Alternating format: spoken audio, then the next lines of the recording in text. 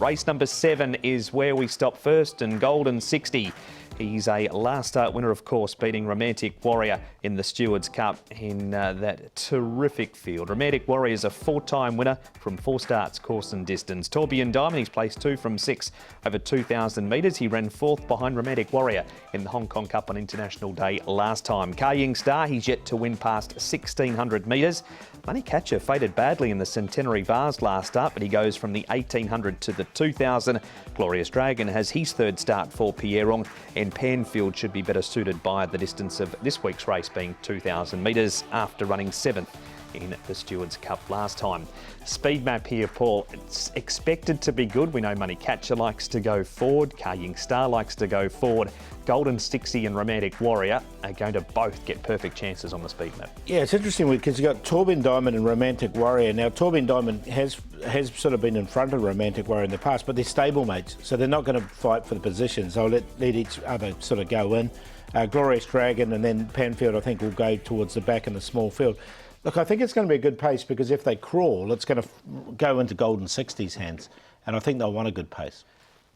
No, California's Bankley was never going to run in this race. Yeah. Is that a good thing or a bad thing not being there for either Golden 60 or Romantic Warrior? I think Romantic Warrior probably would have preferred him in because he would have ensured a really good pace in the race. But Money Catcher and Ka Star are in there, so they should ensure a good pace. As I said, that was hypothetical because he was never going to go there, but he was the 3rd of the big names in the Stewards Cup last time. Here are the previous winners of the City Hong Kong Gold Cup. Russian Emperor, a surprise winner last year. Of course, Paul, it was a rain-affected track and a brilliant ride from Blake Shin, but the conditions didn't suit Golden 60, did they? They didn't at all. And he sort of lost 2 races in a row. This was one of them.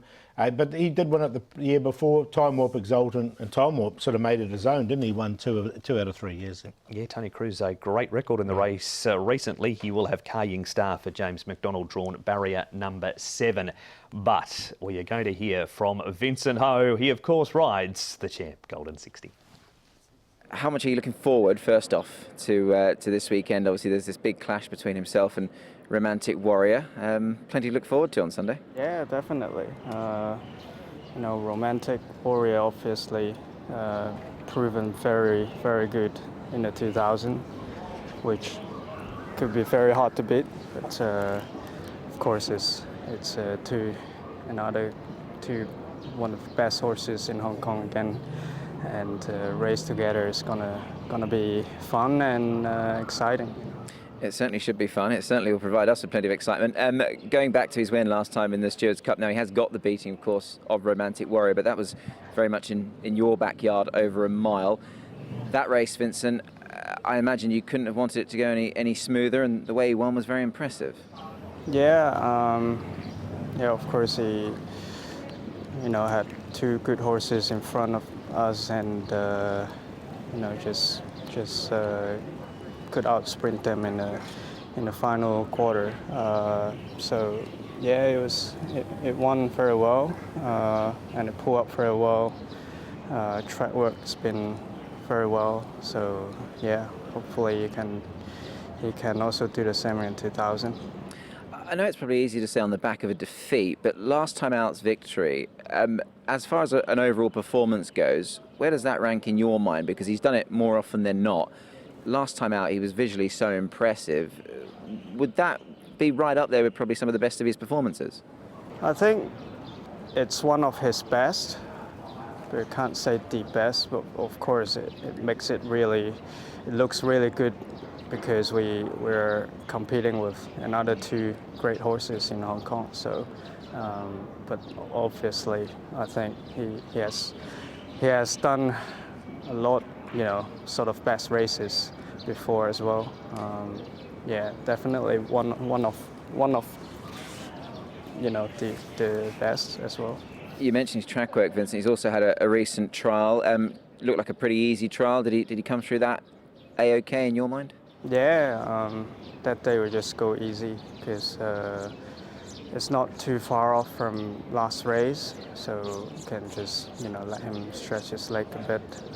Then going slow in the big track, and the turf gallop's been really well. Yeah.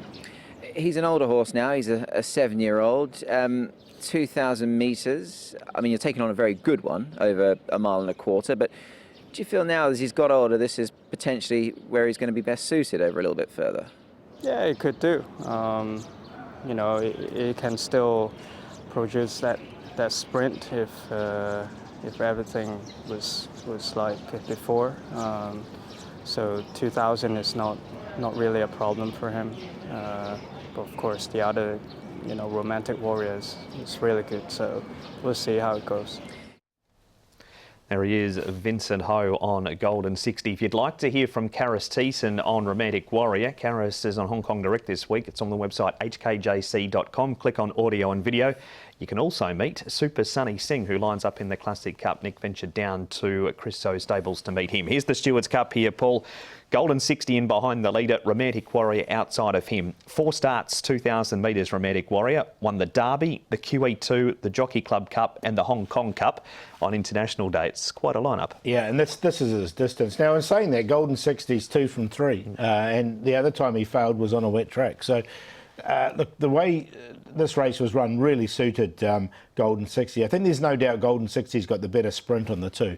But Romantic Warrior just keeps going, and you can see him hitting the line strongly, coming back once again to sort of beat California Spangle there. So, look, I think the 2,000 is definitely going to be Romantic Warriors. It's just how the pace, the run. He won't want a muddling pace. Do you think Karis might even take off early to make sure they can nullify some of that sprint of Golden 60? Could well do, or Tourbillon Diamond, one of those horses, just to give themselves a chance, right, to get into the race. Because if they sit and sprint, Golden 60 should win. The other one in that replay, Panfield, who appreciate the step up to the extra distance of the race, but realistically running for third at best. It looks that way, doesn't it, with Panfield? Because look, he's run up to 2,400 metres, so the further the better for him. We go back to the Centenary Vase now. Money Catcher leads for home here. Gee, was disappointing. He just found nothing here, Paul. He's going to the 2,000 metres again. He's placed 2 from 4, and we know he is a horse that's won over ground in New Zealand. Yeah, so look, he was disappointing here. So let's see if he can bounce back. He's going to be on the pace. I thought James McDonald would put a bit of pressure on him with Kaying Star, though, because he's another horse that we know is a star and likes to go on with it. And he ran really well here, I thought. Look, the other horse here, Glorious Dragon, I thought he finished off really strongly, the grey running into 4th. He's a 2-time winner over the 2,000 metres too, is a Glorious Dragon. We head back to the trials. What have you made of this trial of Money Catcher since that defeat in the Centenary Vase? He's 7th turning for home. Yeah, so look, they rode him a little bit quieter, didn't they, in this particular trial. With him, it was sort of like a nice quiet trial from him, just keeping him up to the mark. He sort of got to the outside and ran on a little bit. So, look, the thing is with him, this is where he stretched out nicely towards the end. It's just what he's going to do on race day that worries me. He dropped out too quickly last time for me. He's 35 and 3.1 early in betting. He went around as a 3.5 pick in that Centenary Vase, but obviously it's a much stronger field this week too. And Tourbillon Diamond, it's almost 10 weeks since we've seen him. He's had a trial over the 1,600 metres at Sha Tin. He ends up winning this trial. He's not at Golden 60 Romantic Warrior level, but perhaps just a level below them. Yeah, it looks that way, doesn't he? And look, he did everything he needed to do in this trial. It was quite a quiet trial, but he still, as you mentioned, won the trial. Look, it'll be interesting to see if they do make a mid-race move with him, because he's another one that can be a bit of a stayer as well. He doesn't mind the longer trips.